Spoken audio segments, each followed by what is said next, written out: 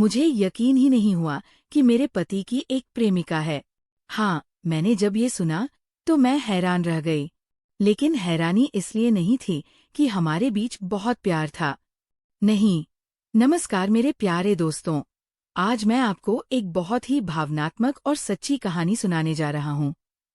मेरा नाम अंजलि है। मेरी उम्र लगभग 50 साल है और हमारी शादी को लगभग 25 साल हो चुके हैं। हमारे 2 बच्चे हैं। वे दोनों भी अब बड़े हो चुके हैं और अपनी अपनी जिंदगी में व्यस्त है। जब बच्चे छोटे थे तो घर में रौनक रहती थी, हंसी होती थी, सपने होते थे। लेकिन वक्त के साथ सब कुछ बदल गया। अब बस एक खालीपन रह गया है। मेरा पति बहुत आलसी है।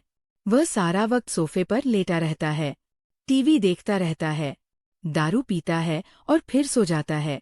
यही उसकी दुनिया है। ना उसे घूमना पसंद है, ना किसी से बात करना, ना कोई जिम्मेदारी उठाना। मैं दिन रात काम करती हूँ। घर का सारा बोझ मेरे कंधों पर है। खाना बनाना, सफाई करना, कपड़े धोना, खरीदारी करना, बच्चों की देखभाल सब कुछ मैं करती हूँ। और वह बस कहता है, अंजलि मैं थक गया हूँ। मुझे आराम चाहिए। मुझे अकेला छोड़ दो।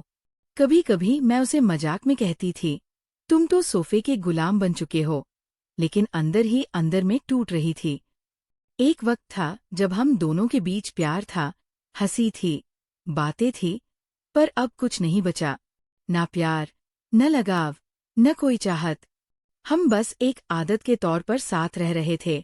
ये शायद बच्चों की वजह से मैं सोचती थी कि सारी जिंदगी ऐसे ही निकल जाएगी।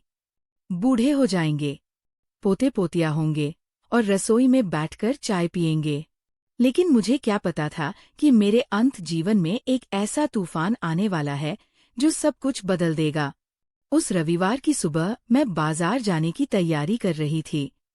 मैंने दरवाजा खोला ही था कि याद आया मेरा कार्ड दूसरी जैकेट में है। मैं वापस मुड़ी और अपनी जेबें टटोलने लगी। तभी मुझे कमरे से आवाज आई, हाँ स्वीटहार्ट मैं सुन रहा हूँ। ये सुनते ही मेरे दिल जैसे रुक गया। स्वीट। उसने मुझे कभी ऐसे नाम से नहीं बुलाया। वह जानता था कि मुझे ऐसे नाम बिल्कुल पसंद नहीं हैं।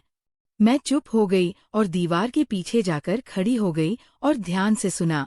उसकी आवाज बहुत नरम थी। वो मुस्कुरा रहा था। कह रहा था, हाँ डार्लिंग कल शाम मिलते हैं। मुझे भी तुम्हारी याद आती है। ये सुनते ही मेरा शरीर कांपने लगा। आंखों में आंसू भर आए। मैंने खुद से कहा, नहीं ये सच नहीं हो सकता। लेकिन फिर अंदर से एक आवाज आई, अंजलि अब झूठ मत बोल। वह तुम्हें धोखा दे रहा है। जब उसने फोन काटा तो मैं सीधे लिविंग रूम में चली गई। वह अब भी फोन हाथ में पकड़े था। मुझे देखकर ओशन सन रह गया। मैंने सीधे पूछा, ये स्वीटहार्ट कौन है? उसका चेहरा सफेद पड़ गया। वो कुछ बोल नहीं पाया। फिर धीमे से कहा, वो मेरी औरत है। मैं जैसे पत्थर बन गई। मेरी आवाज ऊंची हो गई। तुम्हारी औरत मतलब तुम्हारी प्रेमिका। उसने सिर झुका लिया और बोला, हाँ कभी कभी मैं उससे मिलता हूँ।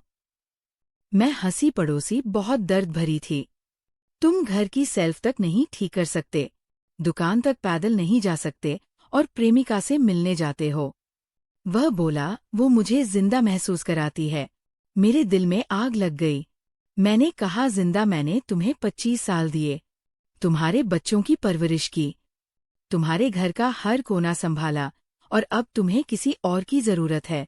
जिंदा महसूस करने के लिए उसने नजरें झुका ली और कहा, मैं माफी मांग चाहता हूँ।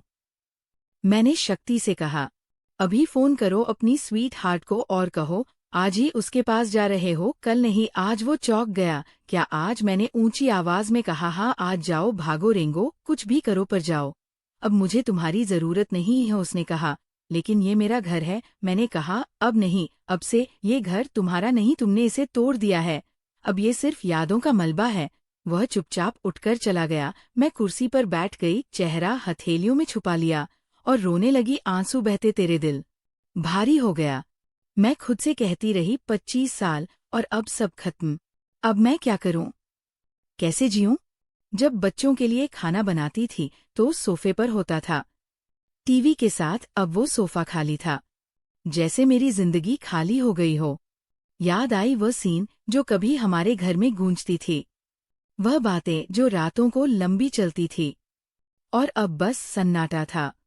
मैं टूट गई थी, लेकिन उसी सन्नाटे में एक छोटी सी आवाज उठी, अंजलि, अब बहुत हो गया।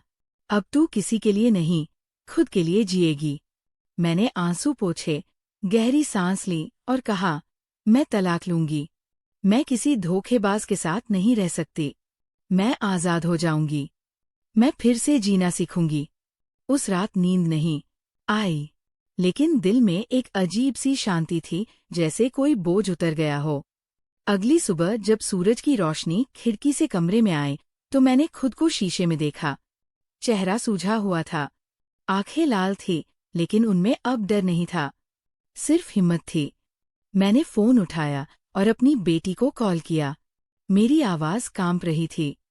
मैंने सब कुछ बता दिया, सब कुछ। उसने चुपचाप सुना, फिर बोली, माँ, आप मजबूत हैं। आप उसे छोड़ सकती है। आपको ऐसे आदमी की जरूरत नहीं है। हम सब आपके प्यार करते हैं।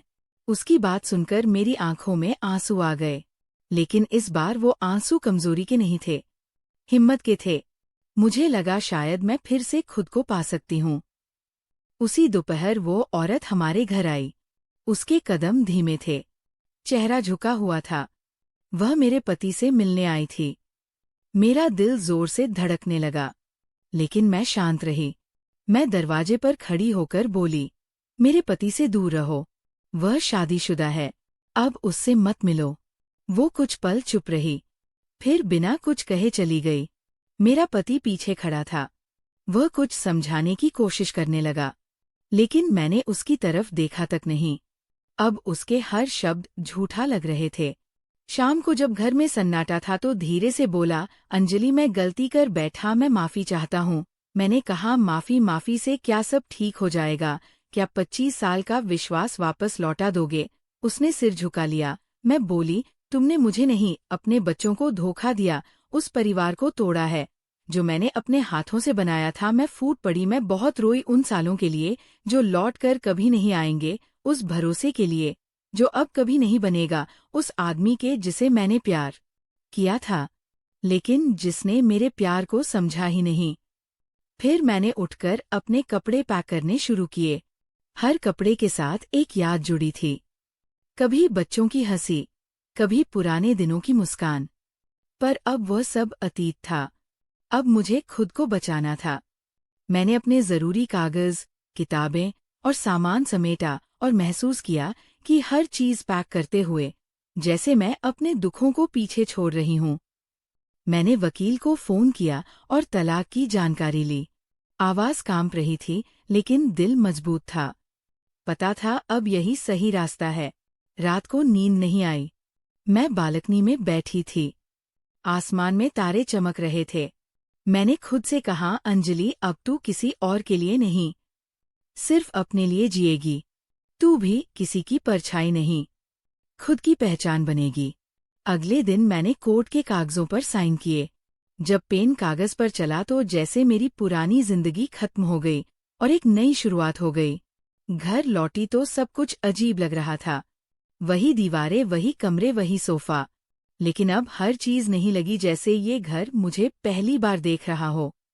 मैंने चाय बनाई और अकेले बैठकर पीते हुए सोचा, 25 साल मैंने सबके लिए जिया, आज पहली बार खुद के लिए जी रही हूँ। दिल में दर्द था, लेकिन साथ ही एक हल्की मुस्कान भी थी, जैसे किसी बंद कमरे की खिड़की खुल गई हो। मैंने तय किया, अब मैं यात्रा करूंगी, नई जगह देखूंगी, नए लोगों से मिलूंगी, किताबें पढ़ूंगी, अपने सपनों को पूरा करूंगी जो कभी समय के नीचे दब गए थे। मुझे अब डर नहीं लगता था, क्योंकि मैं जानती थी जिंदगी खत्म नहीं हुई है, वो तो अब शुरू हुई है। कभी कभी उदासी आ जाती है, यादें चुभती है, लेकिन अब मैं रोती नहीं। बस मुस्कुराकर कह देती हूँ, अंजलि, अब तू आजाद है। अब तू खुद से प्यार करती है। अब तू खुद के लिए जिएगी। शाम को मैंने खिड़की खोली। बाहर हवा चल रही थी। पेड़ झूम रहे थे, जैसे वह भी मेरी आजादी का जश्न मना रहे हो। मैंने गहरी सांस ली और सोचा, मैं अब फिर से जीना सीख रही हूँ। अपने दर्द को ताकत में बदल रही हूँ। और इस दर्द ने मुझे सिखाया है कि औरत तब सबसे मजबूत होती है जब वो खुद से प्यार करना सीख लेती है। आज मैं अकेली नहीं हूँ। मेरे साथ मेरा आत्मसम्मान है, मेरी हिम्मत है, मेरी पहचान है। मैं किसी की पत्नी नहीं, सिर्फ अंजलि हूँ। एक और थी जो टूटी पर फिर से जुड़ी, जिसने खोया पर खुद को पा लिया। और अब मैं हर सुबह सूरज को देखकर कहती हूँ, शुक्रिया जिंदगी, तूने मुझे गिराया भी और उठना भी सिखाया। दोस्तों, ये कहानी सिर्फ अंजलि की नहीं, यह कहानी हर उस औरत की कहानी है जिसने धोखा खाया लेकिन हार नहीं मानी, आंसू पूछे और खुद को फिर से खड़ा किया। अगर आप भी किसी रिश्ते में टूटे हैं तो याद रखिए, टूटना अंत नहीं होता, कभी कभी टूटना ही शुरुआत होती है। और यही अंजलि की सच्ची जीत थी। धन्यवाद मेरे प्यारे दोस्तों, इस कहानी को सुनने और महसूस करने के लिए। अगर आपको ये कहानी अच्छी लगी हो और पसंद आई हो तो इसे लाइक करें, शेयर करें और हमारे चैनल को सब्सक्राइब जरूर करें। धन्यवाद।